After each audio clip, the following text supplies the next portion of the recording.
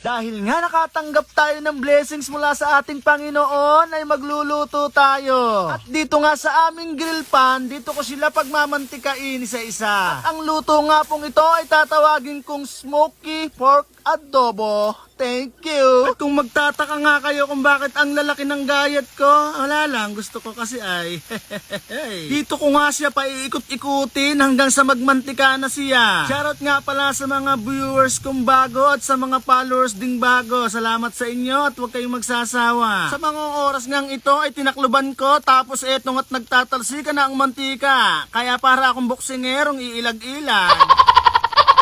Pero dahil nga ginusto ko ang ganitong luto ay pagtitiisan ko. Wala akong magagawa kundi tiisin talaga. At kapag ganito na nga po ang itsura, abay sisimulan ko ng maggisa ng sibuyas at saka ng bawang. Ang paggigisa nga ng sibuyas at saka ng bawang ay isang magandang parte din ng pagluluto dahil ang bango talaga. After ngang magisa ng ating sibuyas at saka ng bawang ay isagalpak mo na itong ating pinagmantikang boyba. Sabay nga lagay itong 1,000 pirasong butil ng paminta.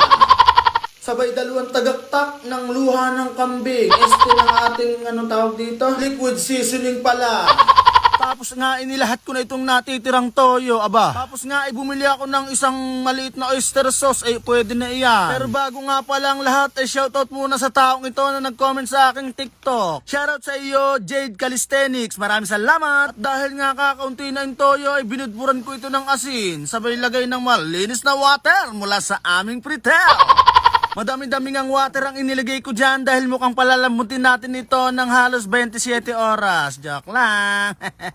Bago ko nga pala ito takluban ay nakalimutan ko. Ilalagay ko nga pala itong aking natitirang laurel. Para naman bumango-bango ang ating niluluto. Sabay dinagdagan ko pa ng paminta dahil medyo kinulangan ako. After nga ng 20 minutes binuksan ko na ito at hetot medyo natutuyo na. Kaya naman bibigyan ko kayo ng sikreto para madaling lumambot ang ating karin ng boyba.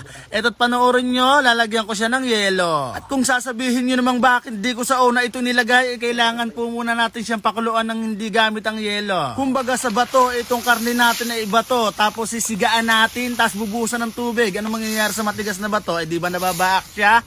Ganon din sa baboy. After nga ng yelo, ay tatakluban natin to. 20 minutes ulit, saka natin bubuksan. At ito na nga ang mangyayari. Hindi pa naman siya totally malambot dito, pero konting-konti na lang. Mga 10 minutes na lang, okay na to. Pwede na kami kumain. Medyo pa igahin ko lang ng konti pa itong sabaw para kumapit lahat ng lasa sa ating karne ng boyba. Dahil ito naman ay pang sariling ulam at hindi naman to panindahan Hindi ko nga pala ito nilagyan ng sili dahil baka ang bunso ko'y magalit sa akin. Paborito niya pa naman ng adobo ay baka hindi siya makakain. Pero meron naman akong chili garlic na